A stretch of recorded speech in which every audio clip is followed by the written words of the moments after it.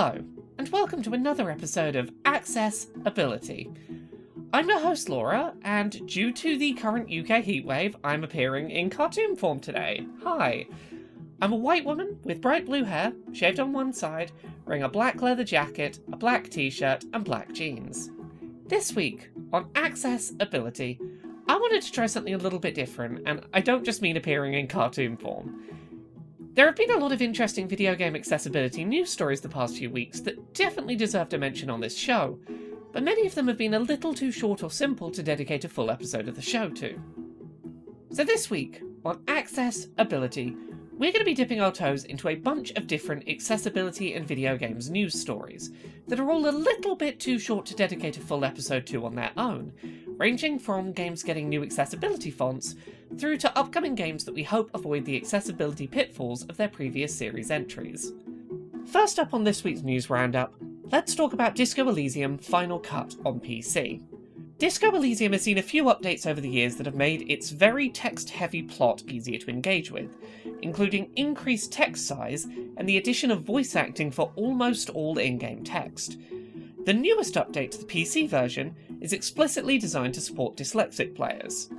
Players of the PC version of Disco Elysium Final Cut can now change in-game text from its default stylized font to Open Dyslexic, an alternative font aimed at being more easily legible for dyslexic players.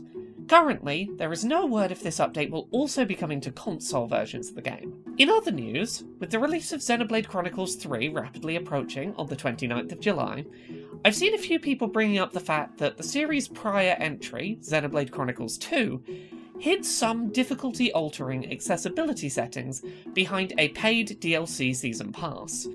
The Challenge Battle Mode pack for Xenoblade Chronicles 2 allowed players to set their party leader character to auto-battle, remove the timed button press prompts from Blade special attacks and automatically pass those checks with a rating of good, and lower enemy aggression so that enemies failed to detect the player unless the player initiates a battle.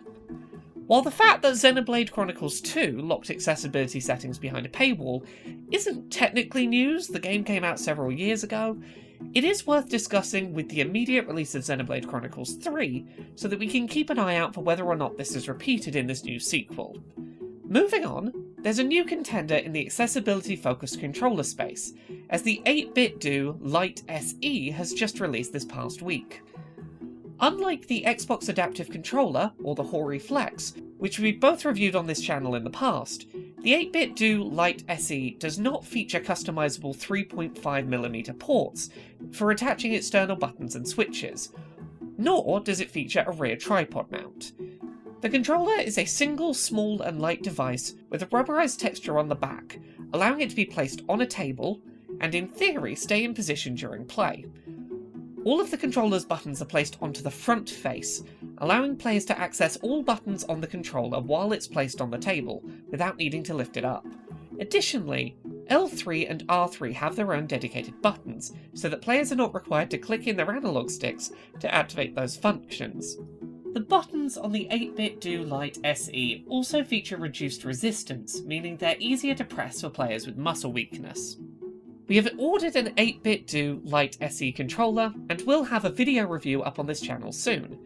The controller supports connecting to the Nintendo Switch, Android phones, or the Raspberry Pi.